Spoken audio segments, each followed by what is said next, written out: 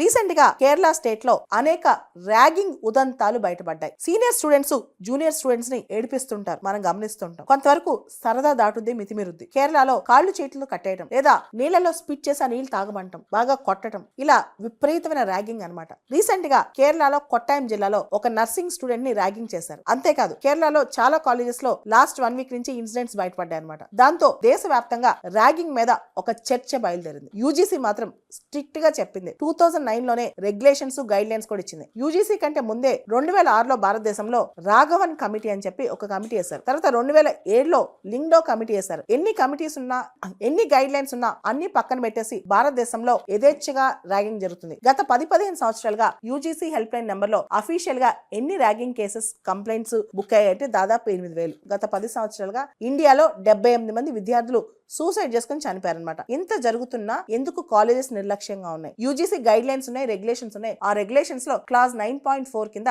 చాలా strict provisions ఉన్నాయి. ఒకవేళ కనుక ఏ కాలేజ్ అయినా ర్యాగింగ్ పైన చర్యలు తీసుకోలేకపోతే, ర్యాగింగ్ సంబంధించి కఠినంగా లేకపోతే, ఇమీడియట్ గా ర్యాగింగ్ ఆపలేకపోతే వెంటనే ఆ కాలేజ్ రికగ్నిషన్ కూడా రద్దు చేసే పవర్స్ యూజీసీకి ఉన్నాయి అనమాట. కానీ 2009 వరకు చూస్తే ఇప్పటి వరకు ఒక్క కాలేజ్ కూడా పూర్తి స్థాయిలో ర్యాగింగ్ వల్ల రికగ్నిషన్ రద్దయిన సందర్భాలు లేవన్నమాట. అంటే కాలేజెస్ కూడా ర్యాగింగ్ ని చాలా లైట్ తీసుకుంటాయి, ఒక సింబాలిజం గా మాత్రమే చూస్తుంది అనమాట. సుప్రీంకోర్టు గైడ్ లైన్స్ కానీ ఏదైనా సరే ఊరికే చెప్పారులే, మనం పాటించాల్సిన అవసరం లేదని చెప్పి.